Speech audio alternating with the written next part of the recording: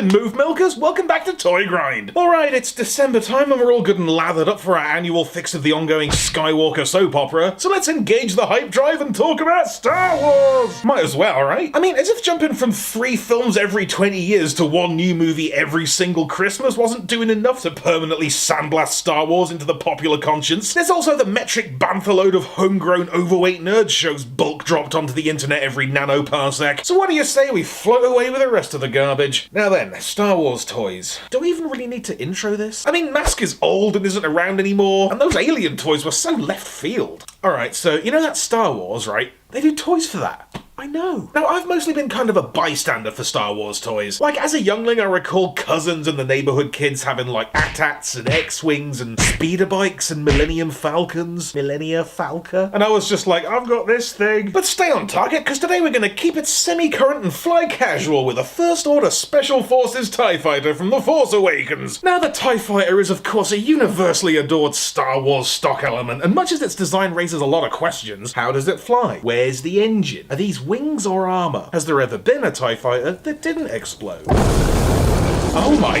god! But that's not the point. The point is it looks cool. It's just a super badass space punk scream-powered capital H and it goes... Who cares how it works? Who cares if it's an irredeemable death trap with no advantages and 0 visibility?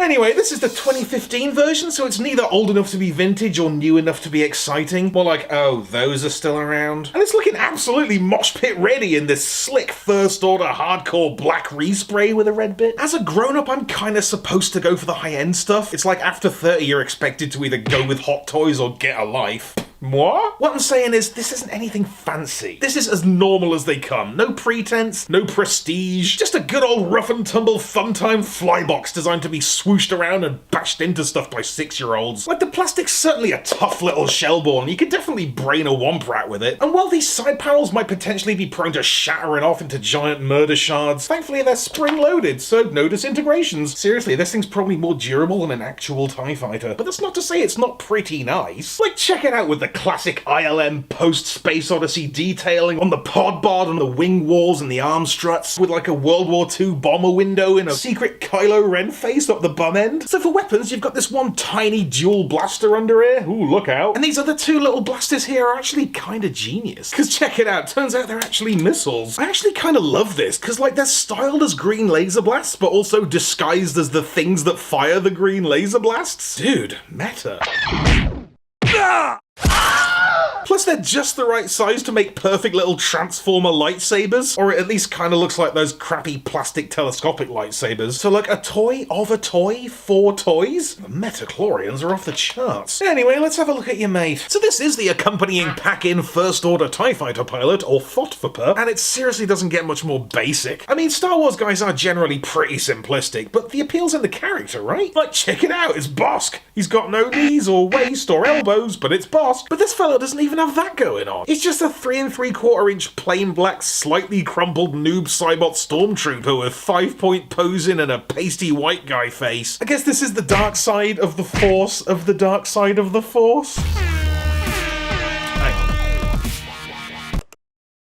I guess at least he's got the most pathetic blaster in the galaxy, and a sweet helmet that seems to be hooked up to an 8-bit Sega pad that pulls a chunk out of his guts. So he's a bit boring, but I guess that is what they look like. And look, you gotta put somebody in the box. Anyways, you can bosh him inside the cockpod there, which can just about seat 2. I guess this is from the bit where Finn and Poe are all back to back, but room's a factor, so they've gone for this kind of top and tail dealy, which just about works, but it's gonna be pretty intimate in there. So hand-holding's kind of accepted, but no farting. But that's neat, man. Your guy can bring along a mate for a cheeky space road trip. Like, he could party with other Star Wars guys, G.I. Joes, find one that looks like you, screw with the canon, or just get weird with it. Or maybe just do the Finn and Poe thing like it clearly wants you to. Ah, we're going down! Ah, we should make out! And that's your Star Wars The Force Awakens First Order Special Forces TIE Fighter with First Order TIE Fighter pilot and Knuckles. And it might not be super innovative or life-changingly brilliant, but it's just fun, man. Sure, it's just a bog-standard, massively mainstream, wide-release wedge of $22.99 Disney Corp merch, but TIE Fighters are dope, and there's nothing anyone can do about it. For your sake, I suggest you get it. So cheers for watching, my name's Theo, and I'll see you in 2025 for the Unkar Plutt prequel film. Happy Life Day!